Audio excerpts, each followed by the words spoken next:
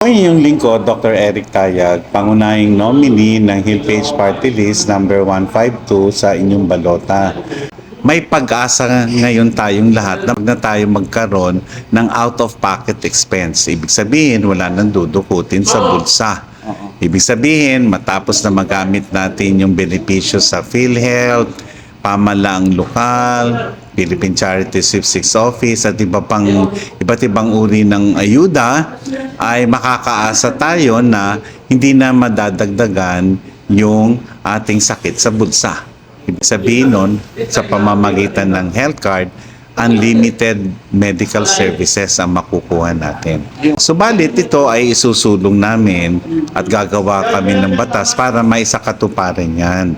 Hindi naman yan na kaagad mangyayari sapagkat alam nyo naman may proseso sa paggawa ng batas at may ugnayan tayo sa pribado at sa publiko mga ahensya sapagkat malaki ang maaring maiambag natin. Lalo na gusto nating malaman kung ano nang kinahinatnan ng Universal Healthcare Act para maramdaman ng bawat isang Pilipino ang serbisyong nakalaan para sa kanya, mga serbisyong kailangan niya. Hindi lamang sa kakulungan ng pasilidad o kaya naman kakulangan ng doktor o health workers na maaaring mag-alaga sa atin o kaya naman na kakulangan ng gamot at iba pa, kundi yung sakit sa bulsa dinadaing Kasi may karapatan po bawat isa sa atin na magkaroon ng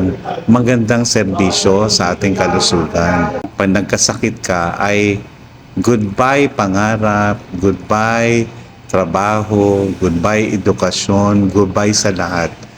Parang tinanggap na nila. Maliho yun. Marami tayong pwedeng gawin dyan at kung mabibigyan kami ng suporta, pagkakataon ng ating mga kababayan na sa Mayo 12, maiboto nila ang Hillpage Party List number 152, pagsusumikapan namin na mangyari yung aming itinataguyod na may pag-asa tayong lahat na magkaroon ng health card. So, itong health card kasama na yan. So, pag nakita yan, ay yung mga ospital hindi nakukuha ng deposito. Okay. Hindi nakukuha kung bagamat bawal yan. Yung iba naman ay hindi na kagad maniningil kagad.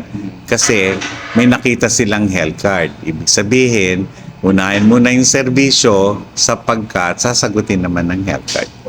Ang gusto naming lambingin ay yung mga kabataan sapagkat kung hindi kayo nag-aalala sa inyong kalusugan kasi sabi nyo ay kayo ay malakas, malusog, bata pa kayo, tandaan nyo, hahantong din tayo sa panahon na mangangailangan tayo ng serbisyong medikal.